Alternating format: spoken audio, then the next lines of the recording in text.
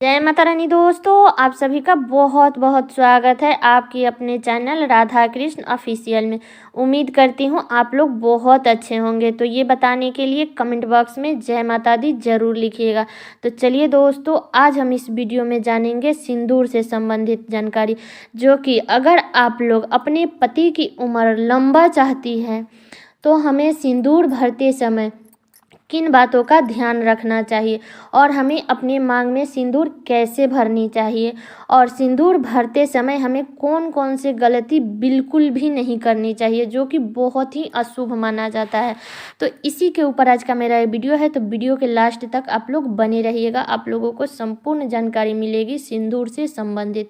तो सबसे पहले बता दूं कि जब भी आप अपना मांग भरें तो सर को ढक करके भरिएगा, चाहे वो साड़ी से ढक ले या चुन्नी से ढक ले, लेकिन सर पे कुछ ना कुछ रख करके ही हमें सिंदूर अपने मांग में भरना चाहिए।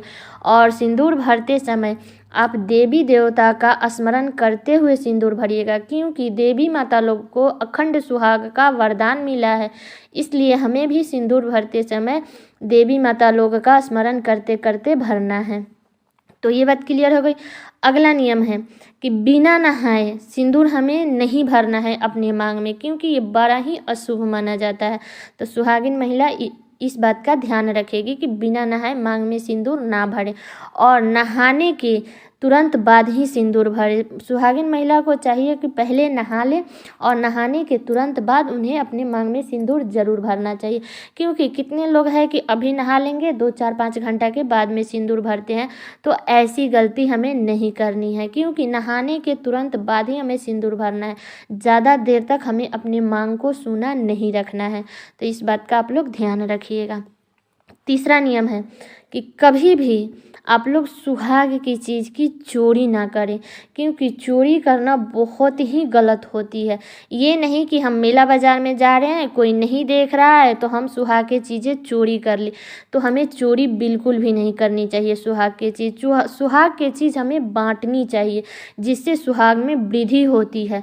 तो सुहाग की चीज़ें बांटें, ना कि चोरी करें। चोरी तो बिल्कुल भी नहीं करनी चाहिए।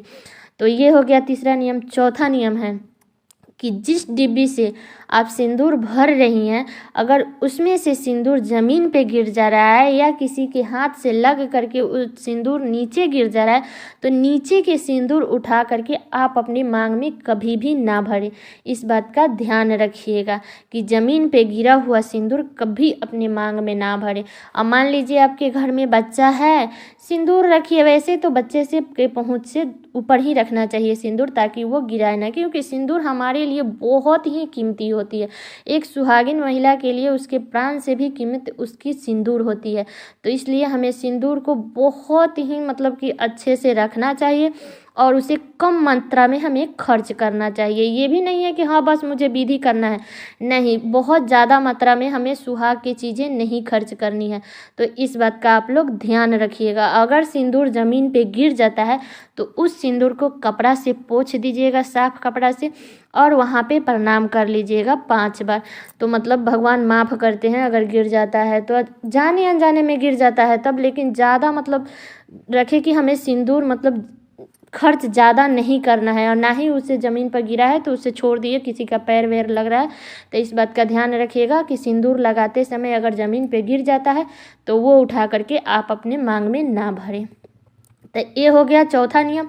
अब 5वां नियम है कि अगर आप सिंदूर किसी को लगा रही हैं तो सिंदूरा से सिंदूर आप अपना किसी को भी ना लगाएं, क्योंकि किसी के साथ में आप अपने सिंदूरा का सिंदूर शेयर नहीं करना चाहिए हमें। क्योंकि अगर आप ऐसा करते हैं तो आपके पति के साथ में आपका रिश्ता कमज़ोर हो सकता है। इसलिए हमें ध्यान रखनी चाहिए कि अगर आप डिब्बी में लगा रहे हैं जो सिंदूर रोज़ का यूज करने वाला सिंदूर है, अगर कोई अतिथि जन आ जाता है, अगर वो अपना सिंदूर लेकर के नहीं आया है तो उसको दे सकते हैं उसमें से लगाने के लिए। लेकिन आप अपने सिंदूरा का सिंदूर कभी भी किसी के साथ में शेयर ना करें और अपने सिंदूरा से किसी को भी सिंदूर ना लगाएं। इस बात का ध्यान रखिएगा। अब चलिए छठा नियम जान लेते हैं कि जब भी आप सिंदूर लगाएं तो आप अपने बीच मांग में ही सिंदूर लगाएं, ना कि टेढ़े मांग में। ऐसे हमें नहीं करना है, क्योंकि बहुत लोग ऐसे होते हैं ना जो टेढ़े मांग में सिंदूर भर लेते हैं। तो ऐसे हमें सिंदूर नहीं भरना है, और सिंदूर हमें लंबा लगानी चाहिए ताकि हमारे पति की उम्र भी लंबा हो। तो इसलिए हमें कभी भी सिंदूर भरना चाहिए तो पूरा लंबा सिंदूर भरें। ये नहीं कि आजकल के लोग तो थोड़ा सा सिंदूर लगा ले रहे हैं, थोड़ा सा बस पेंसिल वाला थोड़ा सा घिस ले रहे हैं। तो वैसे जो लोग लगा रहे हैं वो लोग भी थोड़ा लंबा ही सिंदूर लगाएं, पेंसिल वाला लगाएं या ये सूखा आता है वो लगाएं, लेकिन थोड़ा लंबा सिंदूर लगाइएगा। क्योंकि हमारे दादी नानी लोग कहती है कि लंबा सिंदूर लगाने से पति का उम्र भी लंबा होता है। तो इस बात का ध्यान रखिएगा। अब चलिए 7वां नियम जान लेते हैं। तो देखिए, सुहागिन महिला इस बात पर का भी ध्यान रखेगी कि कभी भी सुहाग की चीज़ आप मासिक धर्म में ना छुए, क्योंकि मासिक धर्म में सुहाग की चीज़ें नहीं छुई जाती है। इससे हमारे पति की उम्र पर भी असर आता है। और आप प्रैक्टिकल करके भी देख लीजिएगा कि आप सिंपल सा एक नेल पॉलिश छू के देख लीजिएगा कि वो नेल पॉलिश कैसे हो जाता है। कभी आप अचार छू करके देख लीजिएगा। इसीलिए हमें मासिक धर्म में कभी भी सुहाग की चीज़ें नहीं छूनी चाहिए। अगर आपको कहीं जाना है, शादी विवाह में जाना है और आपका मतलब मासिक धर्म आया है, तब आप कैसे जाएंगे? क्योंकि ऐसे जाना तो मतलब सही नहीं लगता है। इसलिए आपके घर में अगर सास है, ननद है, तो उनसे आप सिंदूर लगवा लीजिएगा, लेकिन आप खुद से सिंदूर मत छुइएगा, सुहाग की चीज़ मत छुइएगा, क्योंकि ये बड़ा ही कीमती होता है। तो इस बात का ध्यान रखिएगा कि कभी भी पीरियड में सुहाग की चीज़ें ना छुएं। अब चलिए 8वां नियम जान लेते हैं कि सुहागिन महिला कभी भी अपने पैर से बिछुआ ना उतारे, क्योंकि ये बहुत ही मतलब अशुभ माना जाता है। आपको तो पता ही है कि बिछुआ, मंगलसूत्र ये सब जो है हमें शादी के बाद ही पहनने को मिलता है। तो इसलिए ये सुहाग की सबसे बड़ी निशानी है। तो बिछुआ कभी भी अपने पैर से ना उतारें।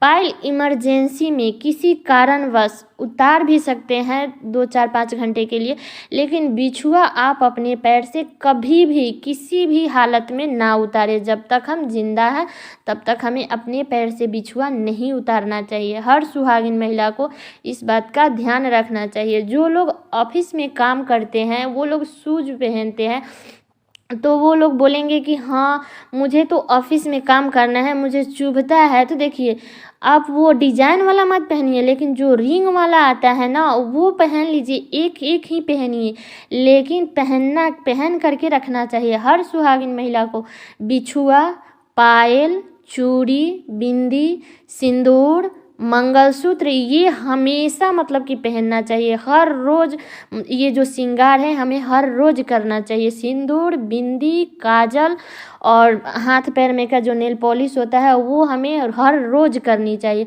और अपने हाथ में हमें चूड़ी ज़रूर डाल करके रखनी चाहिए कांच का, चाहे वो 1 डाले 2 डाले, लेकिन खाली हाथ हमें नहीं रखना चाहिए, क्योंकि ये बड़ा ही अशुभ माना जाता है। आपको तो पता ही है कि खाली हाथ नहीं रखा जाता है। हमारे दादी नानी लोग भी कहती है कि दुश्मन की बेटी का भी हाथ खाली ना हो। तो इस बात का आप लोग ध्यान रखिएगा कि एक एक ही चूड़ी डालिएगा, लेकिन हमेशा अपने हाथ में चूड़ी डालकर ही रखिएगा। तो इस बात का आप लोग ध्यान रखिएगा। तो हे माता रानी, हम सभी माताएं बहनें का अखंड सुहाग बना करके रखिएगा, यही मैं दिल से कामना करती हूँ। मैं अपने लिए भी कामना करती हूँ और जो लोग ये वीडियो देख रहे हैं उनके लिए भी मैं कामना कर रही हूँ कि हे माता रानी, हर माताएं बहनें का अखंड सुहाग बना करके रखिएगा।